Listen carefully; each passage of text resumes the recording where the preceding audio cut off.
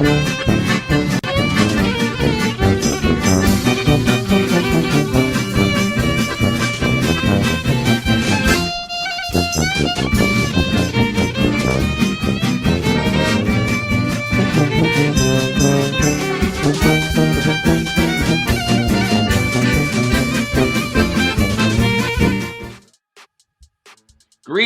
and welcome to the third movie night extravaganza takeover of the This Is Revolution podcast. My name is Forrest Miller, host of Movie Night Extravaganza. Tonight, we will be talking about Elaine May's 1976 drama, Mikey and Nicky, a film about male friendship, betrayal, and the complicated bonds that we form. It's also a movie about two wise guys or illegitimate entrepreneurs on a road trip. Now, before I bring in the panelists for the evening, I'd like to remind you to like and subscribe to both the Movie Night Extravaganza, YouTube, and This Is Revolution if you're not already, although I'd assume you probably are. You can also support Movie Night Extravaganza and This Is Revolution on Patreon, where you get access to all kinds of amazing discussions and interviews. We want to start making some content for that, so hopefully we get some patrons soon through this. Anyway, all the links are in the description. So without further ado, I'm going to bring on the panelists. First of all, we have Conan Neutron, host of Protonic Reversal, and Conan Neutron and the Secret Friends. How is it going? It's going great.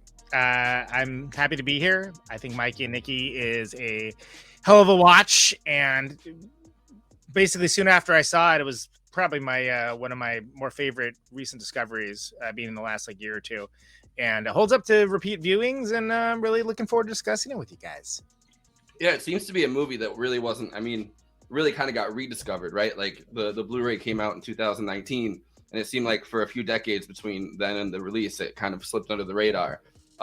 Interesting. Roger Ebert, even though he's not with us anymore, his website still kind of posts movie reviews and people that worked for him and stuff.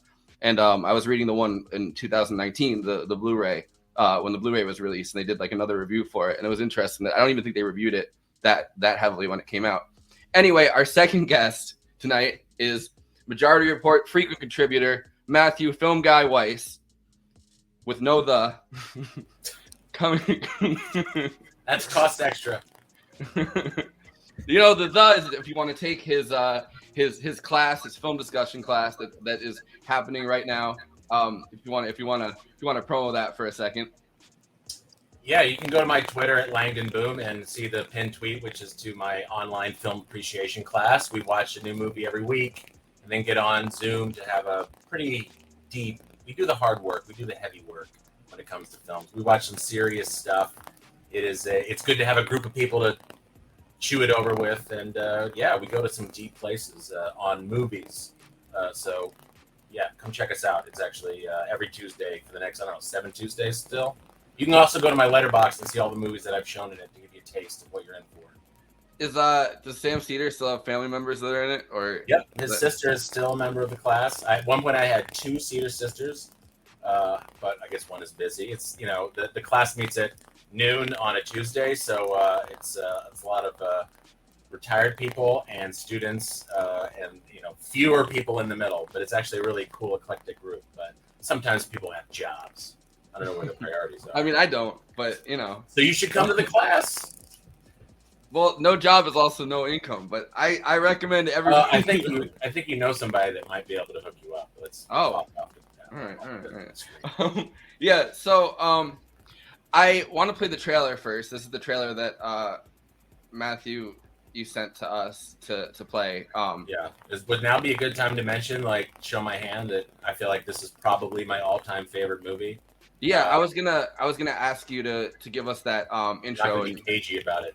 After we watch the trailer. But Gene, do you want to play the trailer?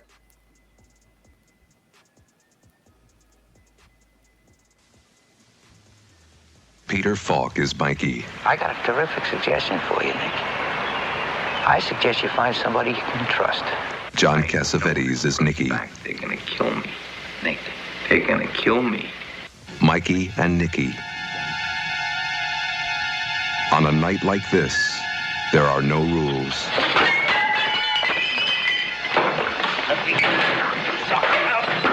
You give me that in 30 seconds, you hear me, or I'll kill you. I'm gonna die. You're not going to die. What do you think they're planning? To shoot you in a movie house? Mikey and Nicky. I'm really getting the treatment tonight. Tonight's my night. On a night like this, there is no trust. They're gonna kill me. Honey, I'm serious now. Well, I'm not interested. I'm coming with you. There is no time.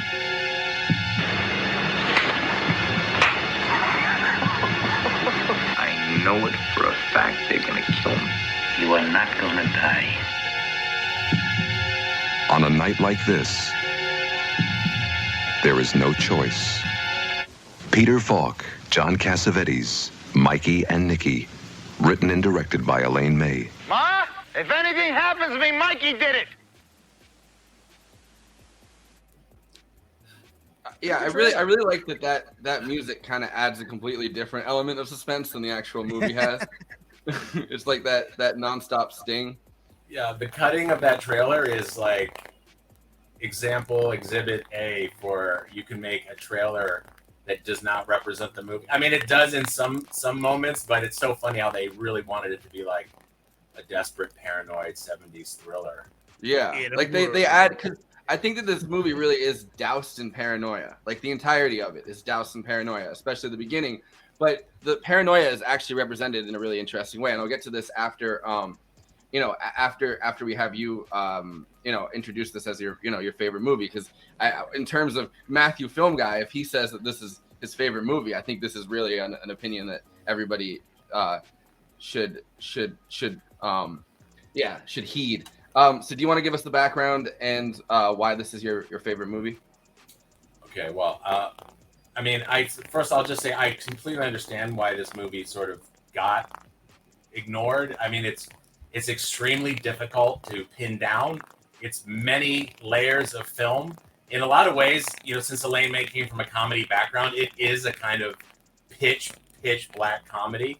It's nominally a gangster movie, but in reality, and this is coming from the heart, I think this is a deep investigation of consciousness, of individuality, the human condition itself. Okay, I know that's like capital letters, but at its essence, and we'll talk about all the examples and all the things that are great about this movie. I think are exhibiting this.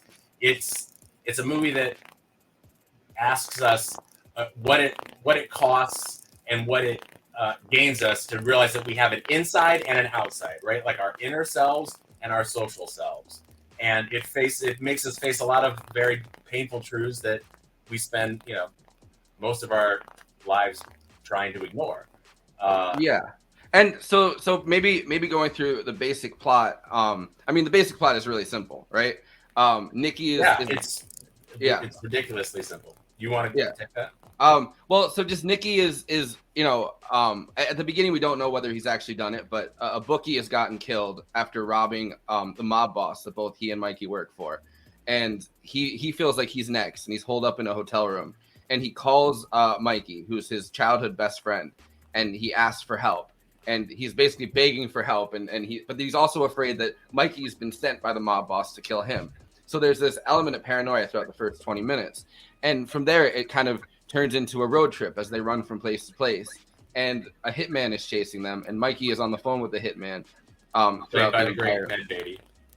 Yeah, and throughout the entire movie, so they're going from place to place. They go to the mother's graveyard, and you find more and more about their relationship and how complicated it is, and how Mikey really has a lot of grievances with Nicky throughout their friendship, and it's this multi-layered friendship, and this happened since they were really little kids. And it's really just, and not to, I guess, spoiler free for the beginning of it. I'm not going to go into where it goes from there just yet. But that's the basic plot. And you forget that it's a gangster movie. I don't think that for a lot of it, it's really just a movie about two friends on a semi road trip. It's an overused phrase these days, but it is really dudes being dudes to a certain degree. Yeah. And that's kind of wherein lies guys being dudes. Yeah, but it's also, remember, this is a movie made by a woman, so it's also, I think, an extremely sharp condemnation of some of these manly behaviors or ways of expressing themselves. I mean, she goes back and forth. She loves these characters, but she's also, I mean, the scene when he goes to see his mall or whatever, I mean, that's about one of the most difficult to watch scenes in all of cinema. Yeah. And it's just, 3 people in a room. Yeah. And a lot of the movie is just the two of them. A lot of the movie is just Mikey and Nicky and their interactions and how complicated these things are, where you're friends with someone, but I think narcissism plays a big role, right? Like I think Nicky is kind of a textbook narcissist, somebody that really can't see outside of themselves, which is where that consciousness thing comes in. And Mikey is obviously, a classic victim, or, somebody with a lot of grievances that feels like they've maybe been kicked around more than they deserve to be, and that they can't get ahead. So it's this classic dynamic where the narcissist is able to get ahead and breeze through it, but also pushes the boundaries on people so much that, he gets into the situation where the mob boss wants to kill him.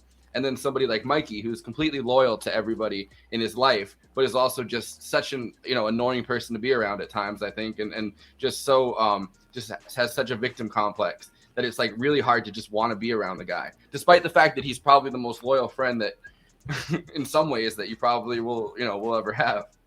Well, what was the one tagline? You won't like them. Don't expect to like them. Yeah. Don't expect to like them. Which is that's hedging their bets, because there's plenty of times where you do like them, where they're hilarious, where you're laughing with them and you're charmed by them, and your description sort of sums it up, because you kept saying like, well, they're like this, but then they're also like that. They're constantly both changing their relationship to each other, right? Whether they're trusting each other, whether they're with each other. And we, as the audience, are constantly going like, oh, that was terrible. Oh, that was funny. Reversing ourselves. So this is, I think, one of the things that makes this movie so great, is how you can't pin down what exactly it is about them. They're beyond the usual movie character that kind of has like a guided path, thing he's up against, a fatal flaw. They resist that. Yeah. So there's a first clip that I wanted to play. I wanted to talk about an element that's not maybe especially, maybe not one of the first things that we were going to talk about, but there's a class element to this that I really wanted to discuss to this movie, because I had these conversations when I was. Is that because this is Revolution? Is that? Yeah. Okay. Yeah. No. Anytime class gets mentioned, that's the thing that we have to bring up. You get $5. Yeah. Okay. No, so there's a class element, and I remember when I first started doing the movie streams, first on the Give Them an Argument channel with Ben Burgess, we watched Mean Streets, and we watched Goodfellas as two of the first ones that we did, which are Scorsese mob movies are mob movies. Like, you never forget for 1 second that these are mob movies, but they're also exploring different classes, I think, of this mob society, this underworld society, which class is really important because it's completely hierarchical. You know what I mean? So I think that first of all, you have something like Mean Streets. Oh, well, yeah, we can play this first.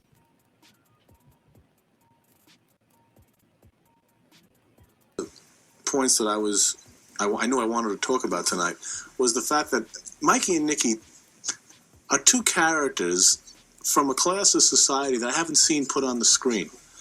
They're kind of, lower middle class guys, and not very likable men. Tell me a little bit about this class of society, how much you know about it, and do you think if you agree with what I'm saying? Yeah, I think I do very much agree with you that I don't think that this type of guy is, you've seen this type of guy on screen. I mean, we've seen a lot of gangster pictures, and you've seen a lot of mafia pictures, but these two guys are not mafia guys. They're not big-time mops, they're mafia guys, and they're not street punks. Elaine calls them illegitimate entrepreneurs. They're guys outside the law, and they are racket guys, but they're the middle class of that element. I mean, they deal in deals. I suppose what they're mainly involved in would be bookies, or they would be in the numbers racket, or they would fence stolen goods. If it was, say, during the war, they would be in counterfeit gasoline stamps. There was a time there when they had the jukeboxes tied up and they had the pinball machines tied up. They might own a piece of a bar at the same time. I suppose now they're into pirating films, films that have been taken off. If there's no tax on cigarettes in one state and you can bring them over into another state and make them, they import them. But they are business guys, but they're outside the law. What'd you say before about them not being very likable? Well, yeah, because it's a society. We're not used to seeing these kind of men on the screen. It's generally portrayed very glamorous. Either it's a Godfather type of guy, or it's a guy who's totally reprehensible. So you don't root for him. Yeah. Here, you're confused as far as you like him, you don't like him. In other words, it's human. You're starting to believe that these people are really nice, even though how can they be nice? Because what they're doing is not very nice. Yes, it's very true. What you said about we don't mind people who kill people because we love the gangsters. I don't know how we're going to react to a gangster who's not very effective at his job, and not in a comic way. It's somebody who, at the same time that he's supposed to be a killer, he's also a victim, that kind of thing. And it is true, they aren't very likable, are they? No. And also, but the one guy is, at least my guy, I think, is reachable. Mikey. Yeah, I think Mikey is reachable. That's why I was attracted to him. Well, emotionally reachable, you know what I mean? Well, I think that Nicky is in a way, too. The problem, there's one thing about him that's very, very sad for me, too, because he seems to relate to everybody but the people that really matter to him. He's terrific with strangers. He's terrific with people that don't matter. But the ones that really matter, like his wife and Mikey, doesn't seem to be able to make it with. Yes, he has a kind of, he has personality. And charm. And he can seduce people. And he has a kind of flamboyance, and he's got a good sense of humor. And I suppose if you're an older guy, like the boss of this mob, Resnick, it's nice to be around Nicky because he'll go out and he'll get your girls, and you'll have a good time with him, and the life, that night will be a little bit more exciting. The trouble with Nicky is that he can't sustain any kind of loyalty to anybody, in the sense that you might go out and have a terrific time with Nick and feel very close to him, but if you invited him up to the house and you went to the bathroom and your wallet was laying around, I don't think he would take the whole wallet. But he'd reach in there and he'd remove maybe $8 and leave the rest. He'd leave the rest, and then if you caught him at it, I think he'd almost convince you that he needed it very badly, and the reason he didn't want to say anything to you was because he didn't want to make you uncomfortable, and he had every intention of putting it back, and he'd probably half sell you on it, Right. He's a guy that he's always looking for the edge, and if you're a friend of his, he's going to hurt you. He's going to disappoint you somewhere down the line. Well, you have one thing that I remember so well in that film, where you really get mad to him and say, the only time I really ever see you is when you're sick or you need me. Yes, that's a wonderful line. Yes. The line is, unless you're sick or in trouble, you don't know I'm alive.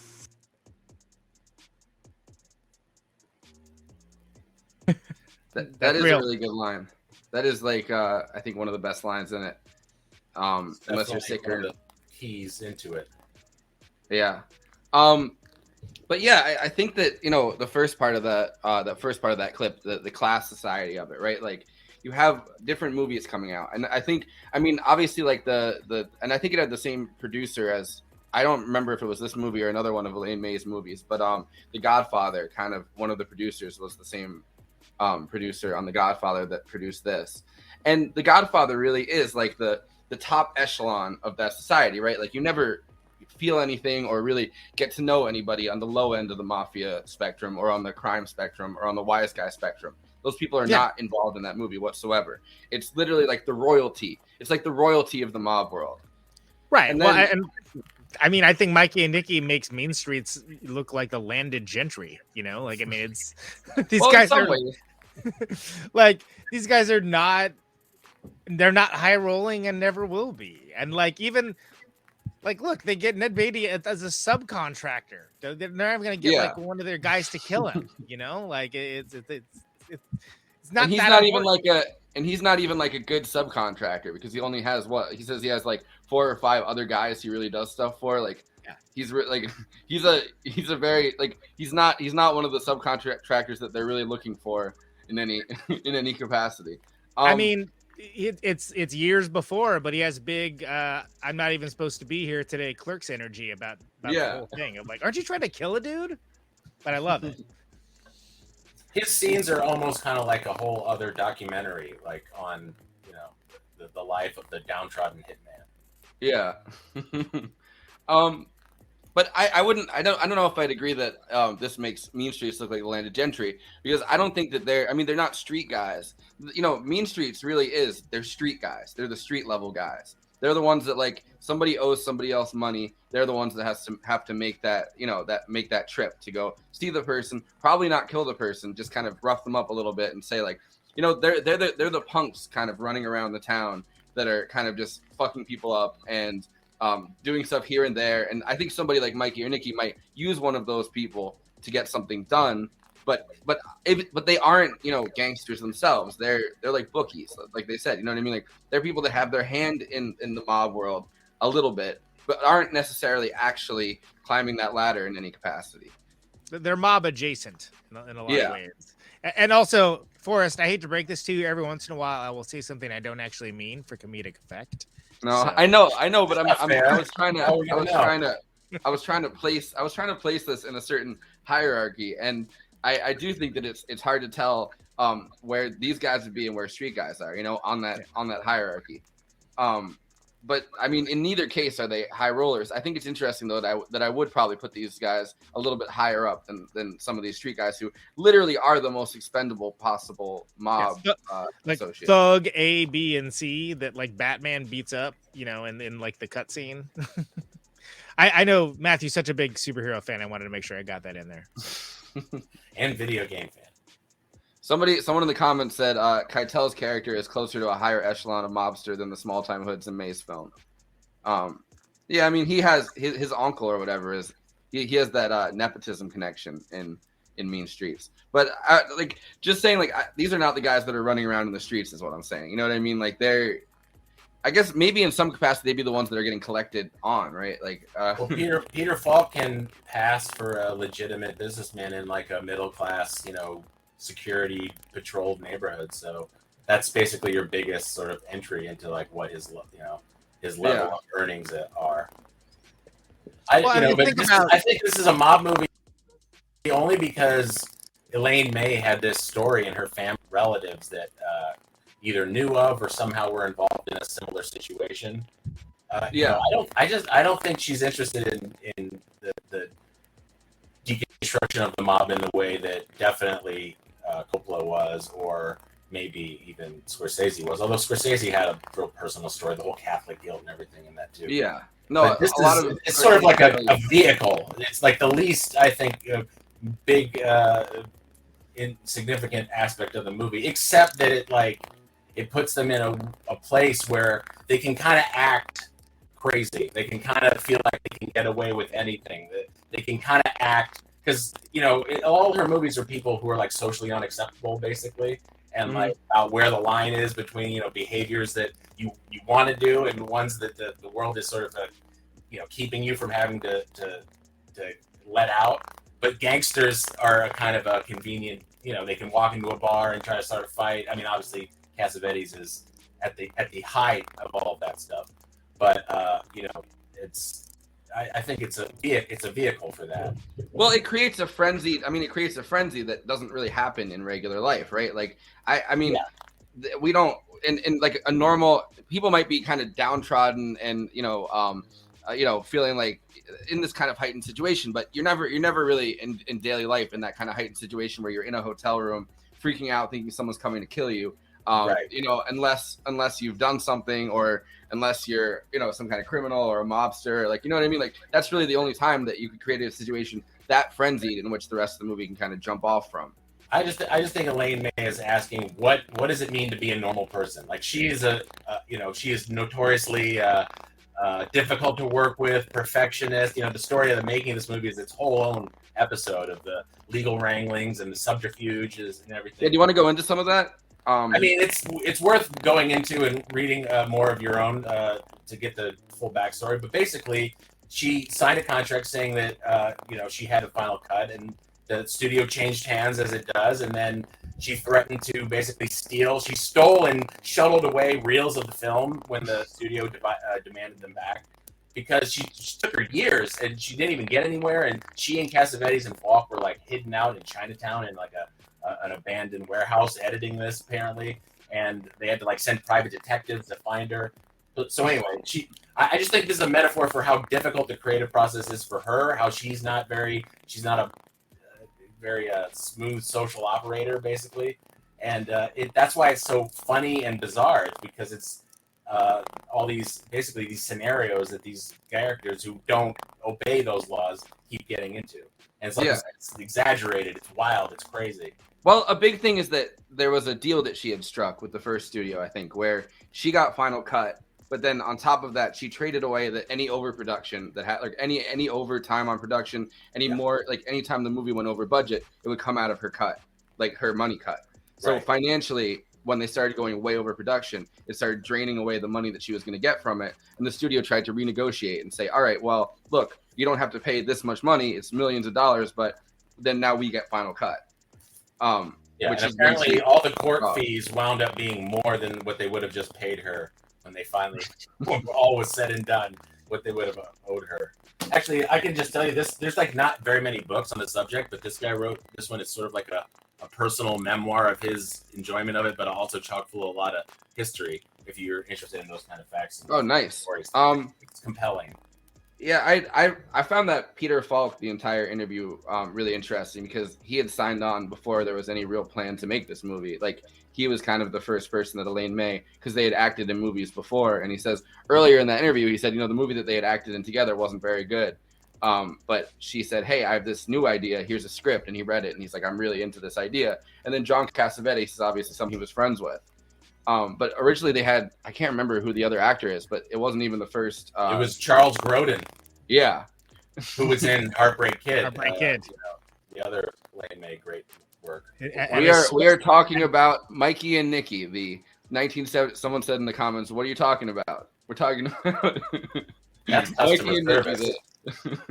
Yeah, Charles Grodin at his sweatiest and most sort of sleazy best for Heartbreak Kid. But I think something I want to say with Mikey and Nicky while I have the chance is that I think it's really amazing how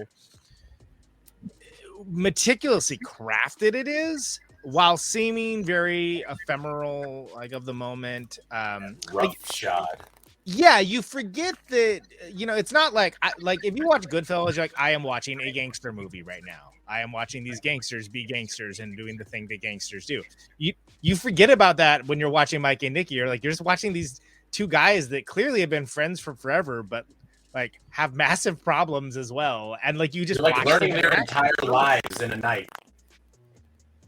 Yeah, and it kind of chips away at their entire life, like, you know what I mean, throughout the course of this movie. Like it seems like in the beginning the friendship seems very simple, I think, right? Like he's there for him in the moment, he's taking care of him, he almost has like this parental or like motherly maternal relationship with him where he's offering him I don't know, it's like what the name of Gelusil. Yeah. It's like Tums, like an antacid. He's offering him the antacid for his ulcer. He's afraid the ulcer is going to perforate, so he's running down to the coffee place, and that's kind of I think that could be played for comedy so well. The which I think a lot of this movie could, but when the opening scene is funny, hilarious. I came as soon as I got your towel too. That's another great comedic moment. That's the one. It's a dark comedy. It really is. Yeah, and it's really funny when he runs down to the coffee shop and he's shaking the guy and he's like, I want that right now because I'm crazy. You know what I mean? Like, so there's that whole scene. He runs back upstairs, and it seems like they have a pretty simple friendship. And then they leave and they get to that bar and you see him talking to the hitman, or who's presumably the hitman. And you're like, holy shit! Like, this is a more complicated friendship than it seems. Like, it seemed like we were very convinced, I think, by Mikey's performance in the first scene that yeah. So we're very convinced that he really cares about this guy and he's taking care of him. And then the second scene, the second location, he's on the phone with the hitman, and you're like, holy shit, is he going to betray him? And then throughout the rest of the movie, he's talking to the hitman, he's talking to his wife on different phone lines, and you're wondering the entire time, like, is he slowly realizing, oh, this person is my friend, I don't want to, and it seems like he is. They're sitting on the bus and he's like, I'm going to come with you. And in that moment, you really believe, like, oh, maybe he's giving the guy false locations, or maybe he's helping him escape, or, all these different questions start coming up. And it seems like they have this really tender friendship that's been going on forever. And then they get to the graveyard after being on the bus, and and it really gets far more intense in that scene. You know, with and really just, you know, the question of that friendship, where I wrote down the quote that I wanted to use, where he's like, where Nicky says, "That's the reason we're such good friends, because we remember each other from when we were kids. Things that happened when we were kids, no one else knows about that. That's in our heads. That's how we know they really happened." And then Mikey says, "What are you talking about? I really know what happened when I was a kid." And he's like, "Yeah, but no one else does. I mean, everyone else knew when we were kids was dead." And he says, "So what? I remember what happened. I tell Annie about a lot of things that happened to me when I was a kid, and she enjoys hearing about them." So you start realizing that, you know, Nicky really, really needs him. You know, really needs him, and he's this one last connection to his childhood, and that's why they act like kids. I mean, they act like adolescents throughout a lot of the movie. Like, they run away from the bus, they're whooping and they're cheering and all that, and like they're acting like little kids once again. And you realize that there's this deep psychic connection between the two of them, that, like, you know, can you really betray somebody? Not a small time betrayal, but like, can you really give somebody up for death when you guys have been that close? Yeah. And eventually we realize how he could do that. Yeah. But so I think that's an interesting, it's kind of like you're watching a relationship on an incline, right? And after that graveyard scene, they go to the Guma's the Guma's apartment for some gabagool.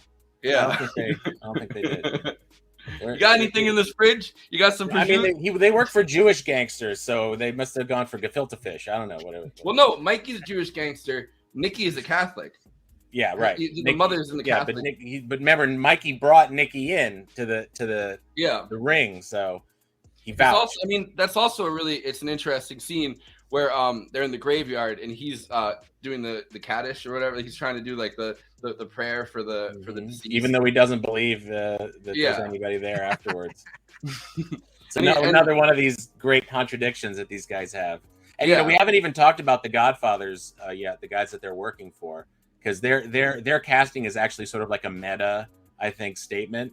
That's you know, a lot of people know who Sanford Meisner is. If you ever studied acting, he either he named the technique or the technique was named after him, one or the other. But he came from the same basic acting lineage, Stanislavski, as Elaine May and her origins. And William Hickey, the other guy, was another like well-known acting teacher at that time. So it's like the acting mafia is sending them out to kill John Cassavetes, who basically is giving the greatest performance that any single human being ever gave on the planet. So it's kind of like this really funny, I think, love letter and tweak to the profession of acting itself, to have these two guys be the guys. Yeah. And also, I mean, they kind of, for the first time, say the thing that I think, at least I was thinking throughout a lot of the movie, which is there's this paranoia element to it, right? Like, it feels extremely paranoid, and you don't know who to believe, you don't know who to trust, and they play on that throughout the movie. But the first thing that Resnick says, or one of the first things, is, "Oh, they're so paranoid, these guys." Yeah, they're all paranoid. Yeah, he said, that's the other guy says. He goes, "Oh, these hitmen, they're all paranoids." Yeah, no shit. So, but that kind of, I mean, that alleviates a connection with the audience, right? Because it's in this weird moment, it's almost like he's broken the fourth wall, in the sense of like he's talking to an emotion that we've been having for the entire movie, and an emotion that's been fucking with us. Like, are these guys just paranoid? Is anyone actually even really coming? Like, the first 20 minutes, you're wondering, is anyone actually really coming? To kill Nicky? Well, you just watched the movie for the first time, and now I can't unwatch that scene like and not know what I know, but knowing what I know, watching that first scene is this whole other meaning now. Like the looks, the portentous glances, like when he hands him the gun, there's all kind of things that you see after. But with the first time through, you're just like, oh, okay, this sounds like a really good friend. He came in the middle of the night, he's bringing him drugs to help his stomach, he knows him. But now, you know, within, what is it, it's only like 20 minutes. Most movies would dangle that to the last scene or something. But well, I mean, I think it kind of it does in a way. It does it in a much more nuanced way, because although you realize he's talking to the hitman, he's giving him directions. There's a part of you that's like, is he giving him fake directions? Is he actually trying to help him escape? And when you finally reach that moment where they're sitting on the bus and he's like, "I'm coming with you," you're like, maybe he's been convinced we need to get away from this hitman, and I actually legitimately am coming with you.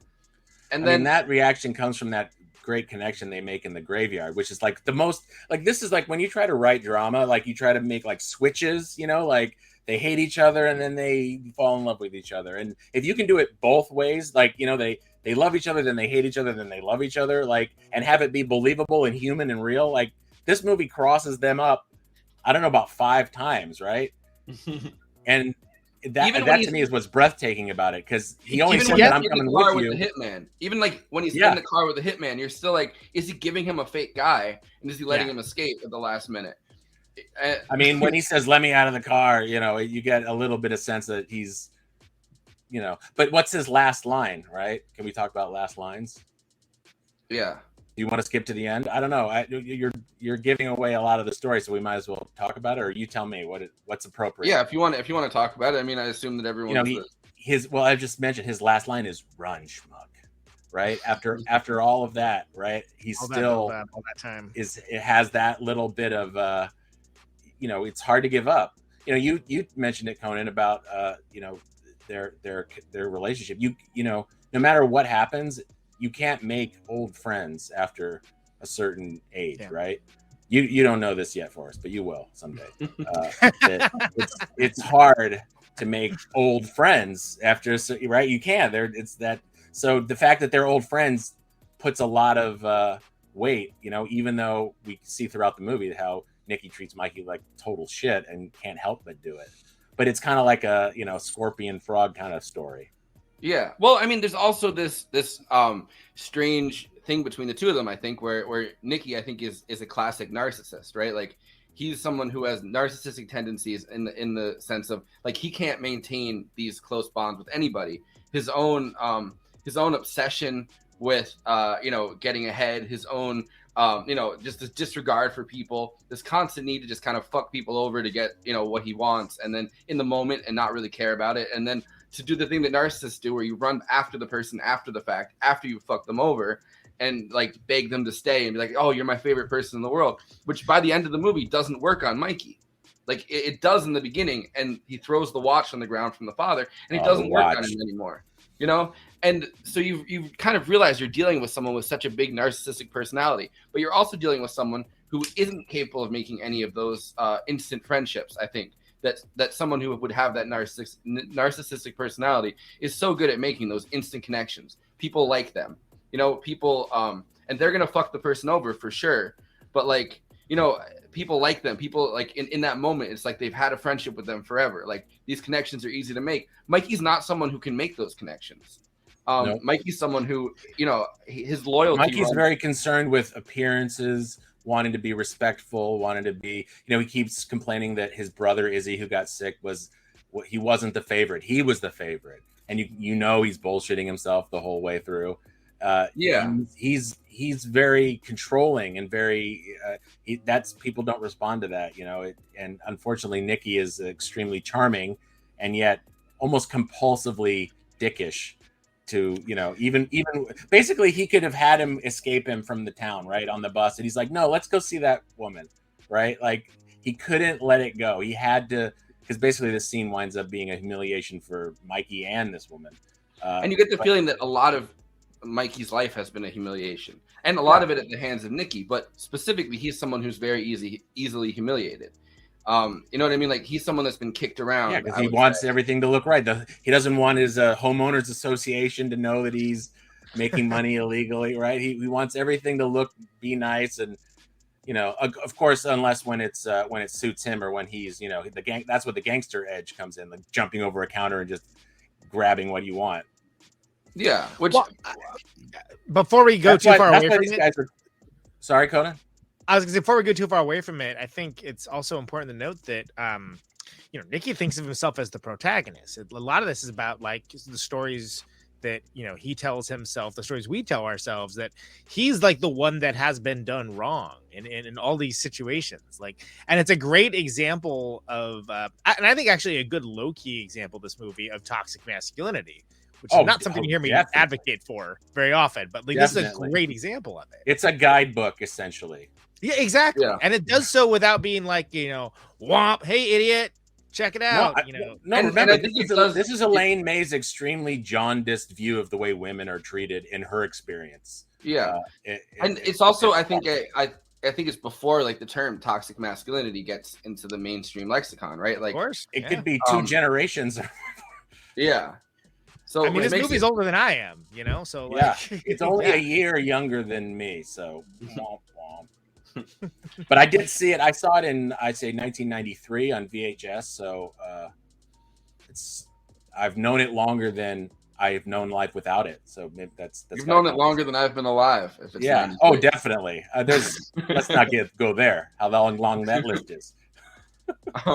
No, but I think it really is. It's a portrait of two different things, I think, right? It's a portrait of that toxic masculinity element, which you're 100% right about. And also, I think the narcissism element, which I think those two things go hand in hand.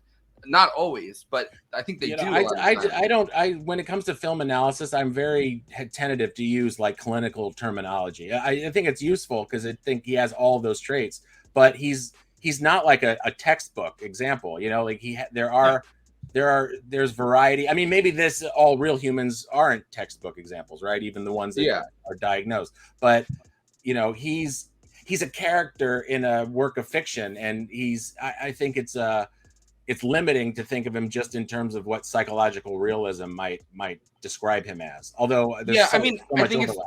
It's less about the psychological element for me when I'm thinking about this, and more about like these relationships that I think everybody's kind of had these relationships with, you know, these narcissistic relationships, at least with somebody, you know, somebody that's self-destructive, somebody that isn't able to think outside of their own head.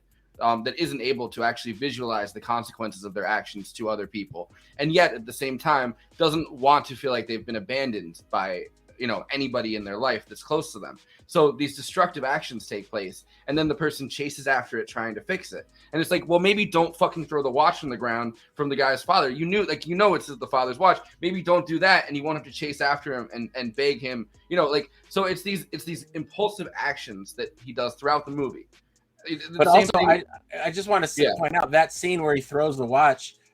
He knows what we only later find out, and this is another thing that multiple viewings of this movie reveals: is he is forcing Mikey to confront his own bullshit, his own self-talk. That this watch, it was given to me by my loving father to prove I was. It's not. It's a total lie, and he's, in a way, it's the worst thing he does, but it's also got this freeing element to it where he's, you know, telling a hard truth to a friend. It doesn't go very well, and normally when you do that to your friends, it doesn't go very well. But in the context of a movie, he gives him something I think very valuable, because there's so much bullshit coming out of Mikey about who his father was, and all this stuff, all this. And the father likes Nicky better. I mean, is a big reveal. Better, and he liked Nick. He keeps saying, but you know, he didn't say he ever liked me. And then in the scene at the end with his wife, she's like, "Oh, I'm sure he liked you," and he doesn't say anything. This is one of these great, you know, Conan and I were talking about this. So many of the scenes in this movie were made by the looks and the gestures and the glances. But when she says, "I'm sure he liked you too," he just goes like, it's like this. Yeah, it's devastating. More is said than what's that? Yeah, it's totally devastating because you're just like, you know, this is another thing. It's a masterclass in his subtext acting that tells you what's going on. It shows you what's going on while the dialogue is almost saying something else. And that to me is those are all my favorite kinds of movies. That's why they needed the miser technique. Well, yeah, exactly. It is, and that genre of exactly right, that acting, and it's, you know, it's really like the pinnacle, the state of the art of that, because so much of the lines don't convey the actual meaning. That whole scene between them when they're talking about in the bar at the beginning when he's waiting for the phone about how's your wife, how's your kid? Oh, it's great, everything's great. You know, it's not great. Conan, did you have a point to make to this too?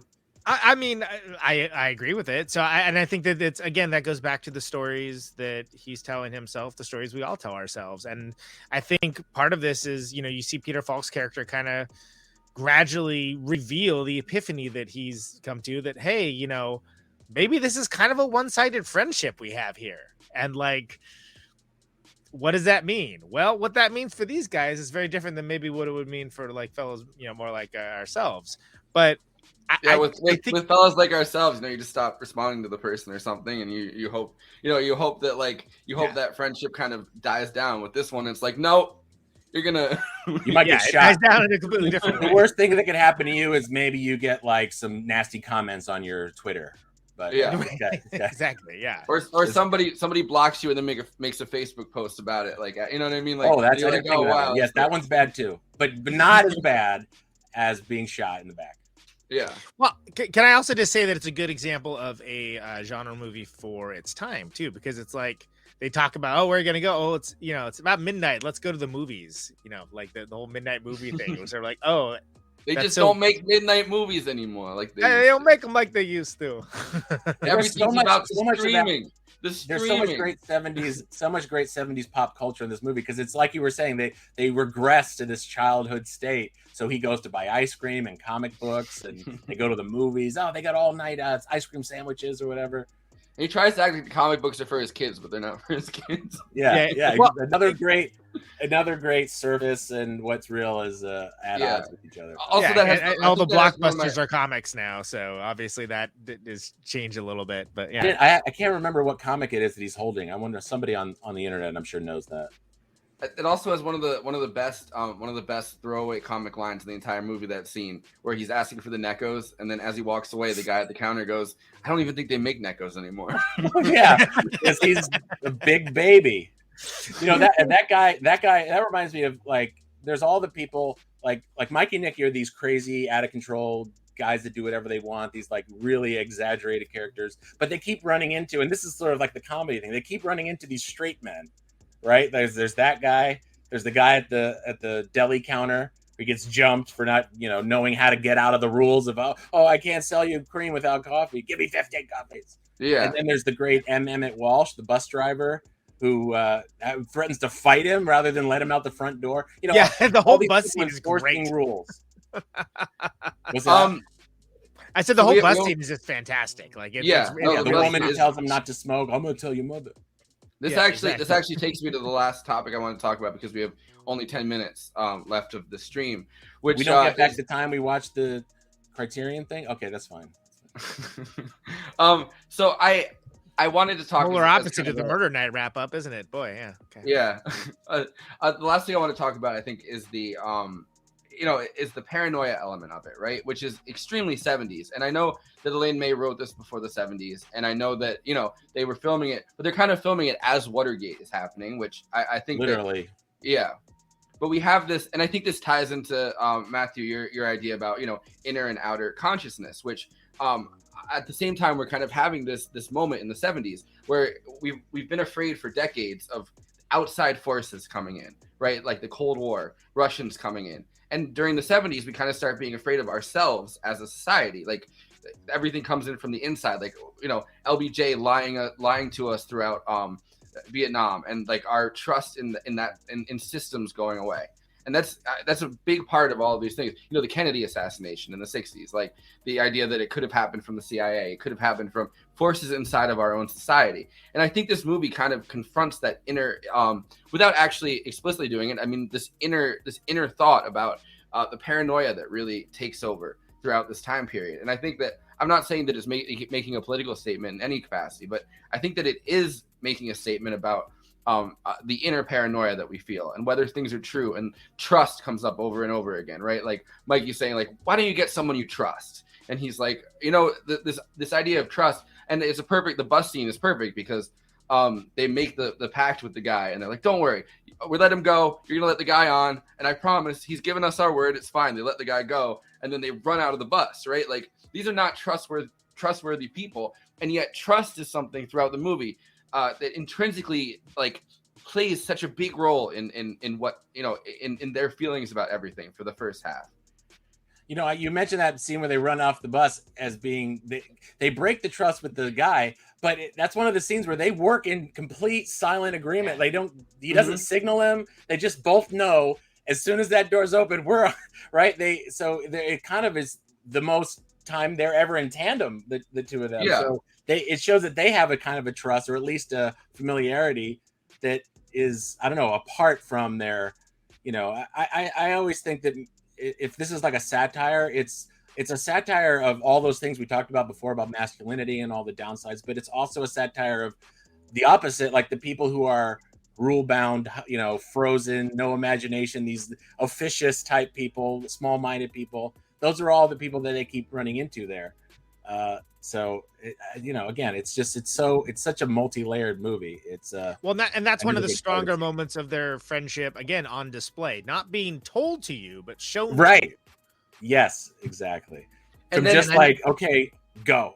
In that moment, there's also a complete regression to childhood. Like they run off of that bus, whooping like little kids and laughing together. And the only other time that really happens, I think, is when Nicky runs out of the bar and Mikey chases him. And for a second, there's that quick second where they're laughing, and he's like, where are you going? Yeah. So in these moments where they're running, they're like, they've let everything go and they're kind of engaging in this frenzy. That's the moment. And they're like slipping all over the place and stumbling, right? Some movies would cut that out, or let's get another one. There's a million times where he actually like slips and falls and it stays in the movie. Yeah, well, and that has to do with Elaine May just shooting hours and hours and hours of footage to get it just right. Like it's all very meticulous and planned. And I'm just going to use this opportunity to say a line I've said many times before, that if Elaine May had been a dude, she would have been able to survive Ishtar. Definitely. I like Ishtar. Ishtar is good. It's not as good as Mikey and Nicky, but it's not a bad movie. But only two women were in the Directors Guild of America before her, Ida Lupino and Dorothy Arzner. So she was a trailblazer. Yeah. And of course she was difficult. Right, exactly. And I think that like as much as she's taking off with Final Cut, she's taking off with the reels. I mean, God bless her for going to the mat. These days the idea of like putting yourself at commercial and personal risk to make a work of art is just like passé. But she was really doing it, really risking her, her whole life, her livelihood. Actually, what happened is that after this, she wrote the script for Heaven Can Wait, the remake, and like they loved her again. They're like, fine. So it's, what have you done for me lately? But think about that story too. Like if Scorsese had done that, that would be the stuff of legend, right? But people barely know who Elaine May is. This should be the stuff of legend. I'm making the legends. We'll start it. We make the legend tonight, baby. Let's do it. Well, this guy definitely was of the same mind. So it's getting out there. This book's only a few years old, so. Look, you gotta jump on this, and then you gotta jump on Majority Report, and you gotta tell Sam Cedar, Mikey and Nicky. And he knows that movie. Listen, the guy who turned me on to that movie was the film scholar Ray Carney, and he's the guy that he used to teach it in his classes. He's the guy that introduced me to Sam Cedar. So there's a connection here to the Mikey and Nicky through Cedar, one way or the other. I think I said this on Facebook, but I think Sam Cedar is Mikey and you're Nicky, and Mark Maron is Resnick. I like that. I don't know. They could either one of them could be, or I could be. There's so many ways to make that. So who's Ned Beatty in this scenario? Yeah, I don't know. I don't know. I don't know. Michael Brooks could have been at one point. I don't know. We're casting for a Ned Beatty. Yeah, exactly. It's gonna end up being Conan. Conan's gonna come in and just and he's gonna take over for Sam Cedar after he just ends. Conan, you have to tailor your suits to be 2 inches too short. That's what Beatty asked them to do for this movie. He has big 2 inches too short suit energy. Well, that would have to mean that would have to mean that Conan takes you out, and then barely gets compensated for it. Yeah, you're right. I really didn't think this. We don't know what happens at the end of it, right? We don't know what happens at the end of the story. Like I'd assume the guy just gets like maybe like $100, and well, yeah, he gets paid. But the real what happens next is like it seems like nobody likes Mikey anyway. And now that he's had a death on his door, he's probably done for professionally too, right? I've thought about this, but it's if not by Resnick, by the homeowners association. Exactly. The HOA is going to have serious problems. Both of his lives are threatened by the end of this. But, at least he's not buying into the watch BS anymore. Well, he kind of is, actually. Yeah. Anyway. So I wanted to go to final thoughts really fast. Just quickly, though, because we have to wrap this up pretty quickly, or Gene gets mad. I understand. Gene, don't hurt. Gene's going to shoot me on my doorstep. So. Gene's going to ride a sandworm over us. You wait, you son of a bitch. You wait. But starting with Matthew, just a quick final thought. Okay, my final thoughts are I think this is one of the deepest movies ever put on film. What else can I say? It's I have a quote here somewhere that I wrote from Richard Brody. You know, I did a lot of interesting reading getting ready for this, and I came across that whole thing on Criterion with Richard Brody. But he pointed out that movie making isn't visual. Movie making is metaphysical. It's a unifying vision of life, and I think that's what she's displaying here. And that's why this is such a genius movie. It's not because it's got these amazing tracking shots. It's not because it's got this amazing photography. It's not even because it's got this amazing script, although it does have an amazing script and they basically said every word she wrote. It's got this extremely potent vision of life, and it's in every frame. So I suggest everybody go out and see it, and see it again and again and again. And the new transfer on the Criterion Collection is amazing. Which, by the way, I really your line earlier about keeping everybody slipping and falling throughout it. I wanted to point out, and I completely forgot to point this out, the fight scene at the end. It's not it's not a badass fight scene. You don't watch it and think like, oh wow, these guys know how to fight. And there's a part where Nicky rushes at him and then slips and just busts his ass on the street. Eats it. It's hilarious. I mean, it's incredible. And she took a long time to edit this. So you got to know that everything that's in there is extremely meticulously chosen. From the over 1 million feet of film they shot, more than Gone with the Wind, which is the funny joke about it. But this is a movie made with a lot of intention.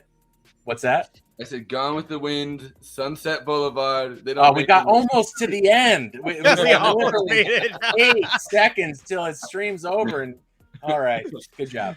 It wasn't me that prompted it this time, though. So I know it's always me that prompts it. It's just always Forrest that picks it up. All right, Conan. But yeah, that's it. I'll talk about this more with anybody who wants to talk to me about it on Twitter or on my letterbox. I love this movie. Sure. So then my final thoughts. I really love this movie. This is one of my. I do the Criterion Challenge every year. This was my favorite find from the Criterion Challenge this year. It was one of the first ones I saw, and I was like, wow, it's gonna be hard to top this because this is now one of my favorite movies. And what I said in my letterbox review of it was that this movie is so unique and original. It's not pretty, but it is beautiful. And I think that says a lot.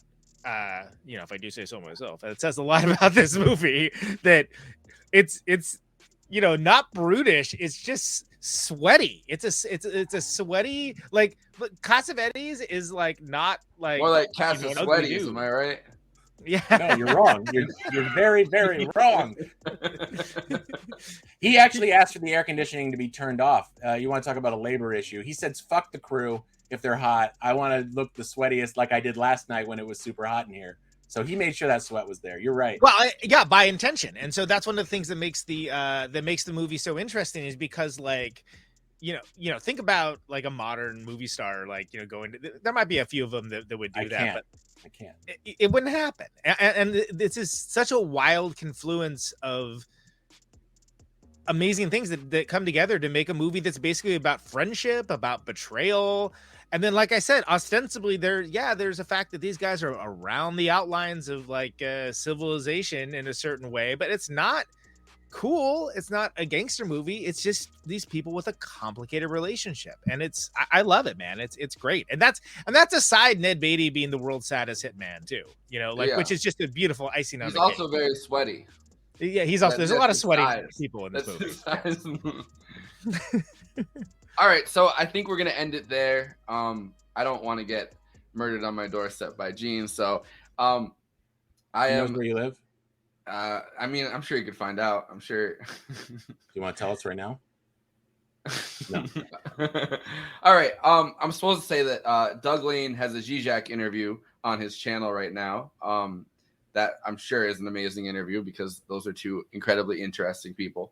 Movie Night Extravaganza. We stream on Tuesdays, we stream on Thursdays. We're trying to figure out the whole Twitch situation right now, and what things should go on Twitch, or whether we should shoot things on or stream things on Twitch, Sundays or something sometimes, and then premiere them on YouTube on Tuesdays. We're trying to figure out that whole situation. If you have any thoughts on that, hit me up at always Flacco, and but follow the show on Letterboxd. Yeah, follow it on Letterboxd. Follow it on YouTube. YouTube.com/Movie Night Extravaganza, Patreon.com/Movie Night Extra. Follow This is Revolution on all media platforms. I think with that, we're out.